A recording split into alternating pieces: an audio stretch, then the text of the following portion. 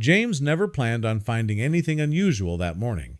Before we continue, please take some time to subscribe to Dailydose, like, and share this video. It started like every other hike he had taken over the past few years, a peaceful escape from the noise of everyday life. The forest was calm, the birds were chirping, and the sun broke through the trees in golden shafts of light.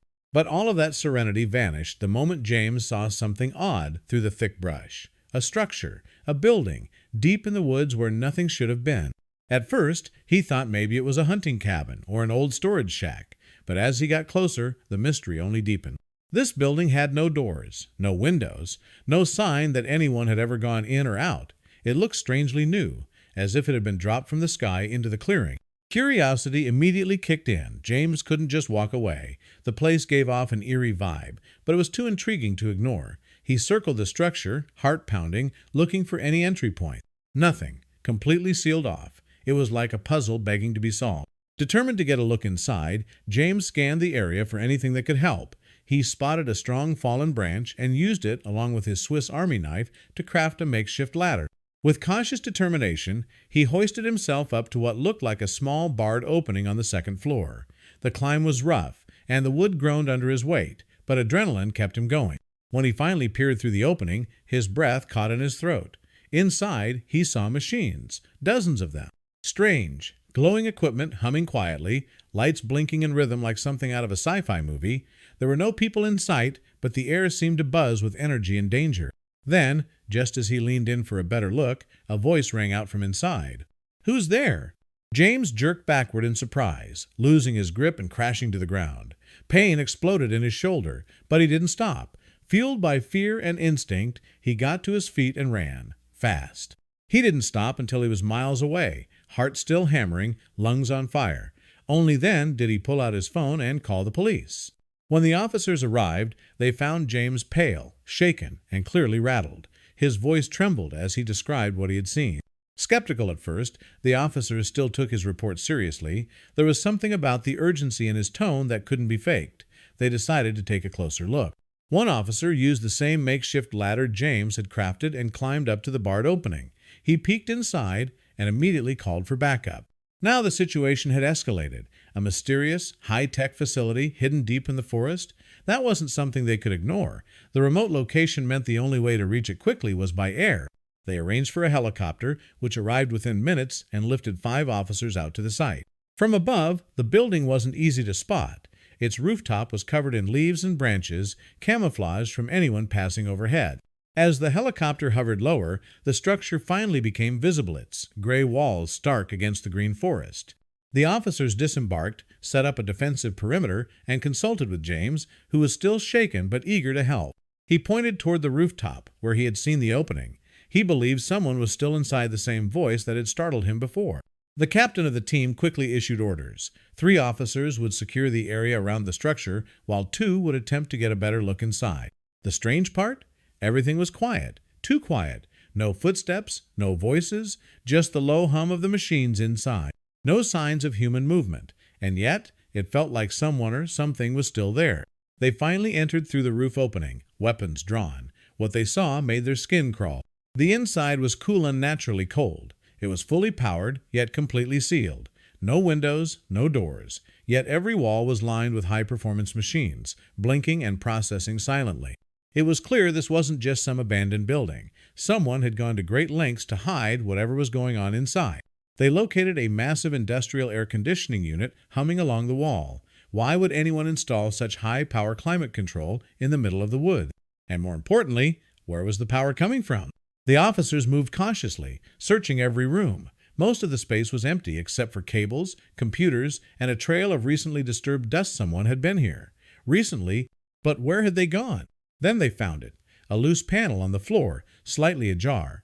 It led to a trap door and a long, dark tunnel beneath the building. 2 officers descended first, reporting back via radio. The tunnel stretched forward for hundreds of feet, maybe more. It was damp, cold, and eerily quiet.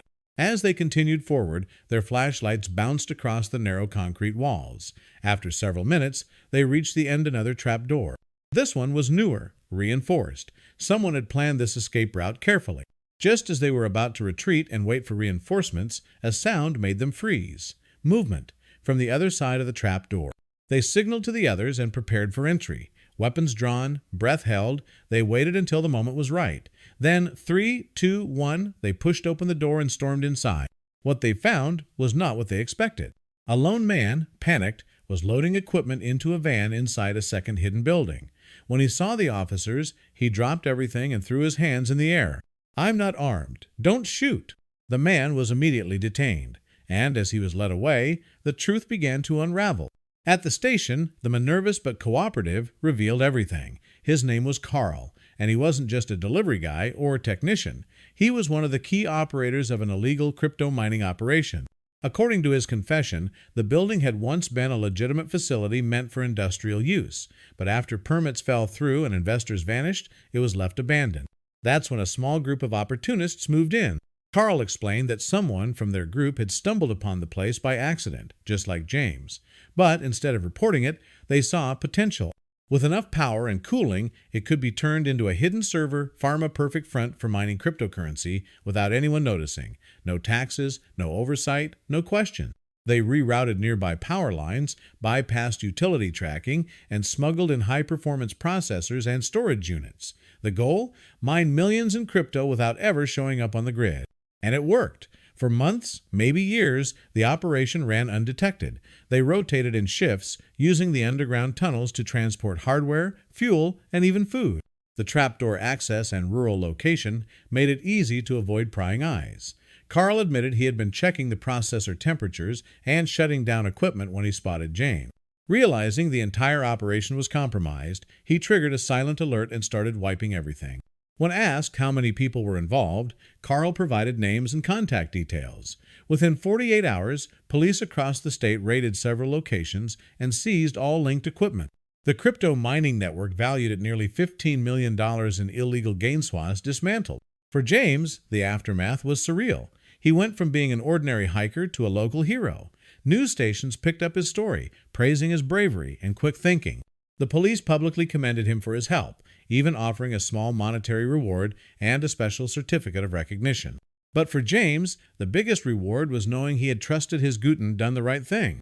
Meanwhile, back in the forest, the once mysterious building was sealed and marked for demolition. Its eerie presence had unsettled the town for too long, and officials wanted to ensure no one ever used it again for unlawful purposes. Crews arrived with heavy machinery, tearing down the walls and exposing the network of tunnels below. What once hummed with secret machines now lay silent beneath the sun. As for Carl, his cooperation earned him a reduced sentence, but many of the other culprits faced serious charges: theft of public utilities, tax evasion, criminal conspiracy. The trial made headlines, and the hidden forest crypto farm became a case study for digital crime in rural areas. And James? He still hikes that same forest trail, though he admits he walks a little slower now, eyes open wider than ever. He laughs when people ask if he's hunting for more secret bunkers. "No," he usually says, "but if there's something out there that shouldn't be, I'll be the first to find it." So, next time you're out in the woods and stumble upon something strange, take a closer look. You never know what kind of secrets might be hiding behind those walls.